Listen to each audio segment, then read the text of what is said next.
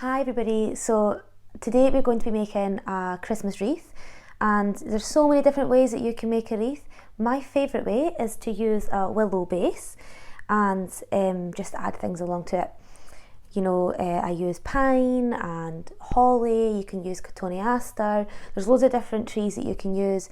Add some berries, dry some fruit if you like, and tie that to it as well.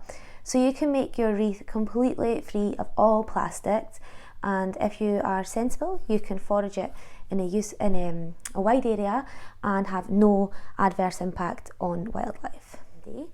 And you might want to strip the leaves off your willow. There is a Scottish song, Strip the Willow, a ceilidh dance. I'm not sure if that's where it comes from, I don't know.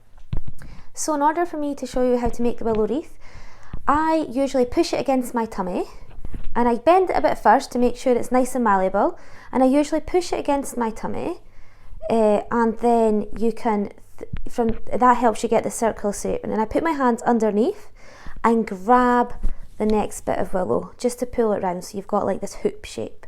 Don't worry about any bits that stick out the end, we can get rid of them as we move through. So you're always wanting to put your hands under and pull it through. Okay, so then you have this shape here. It will hold itself, but you need to add more willow to it to try and get it more stable. So when I'm adding the willow, I like to put it through a different bit here. So you're having like a bit of a break between the end of this one and the end of that one. I will cut them off at the end. I'm like poking the roof here, it's so high. This might knock it over. So I want to put my hand through and pull our willow through. So like I said before, hands under, I'm getting stuck on everything, and pull it through.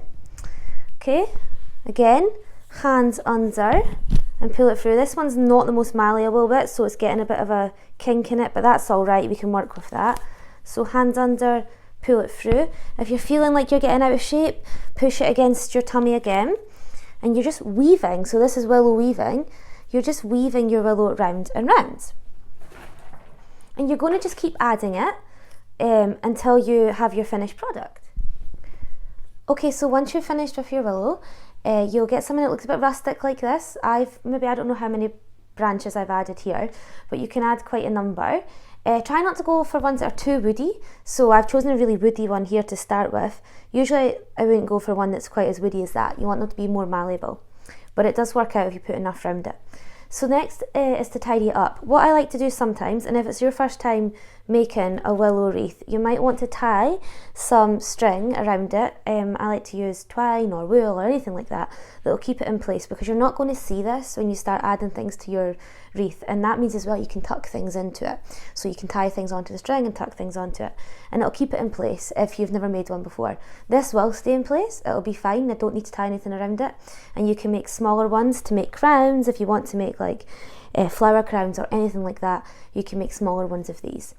So what I'm going to do is I'm going to use some secateurs just to take the ends off to tidy this up.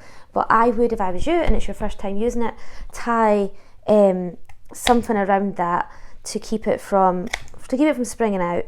So I'm just taking off these bigger woody bits. I don't want to take off these little bits because they'll maybe unravel the lot. But again, you can tie them up. So you can tie all those little bits up, and if anything does come out, you can just bend it back in, and these little bits here you can tuck in. So this is our willow base, super easy. It does take a while to get used to. It's very sturdy, it's not going to prop out because it's a great thing to use. You can use brambles if you take the little thorns off as well. So yeah, here's your willow base, and you can start adding things to your wreath.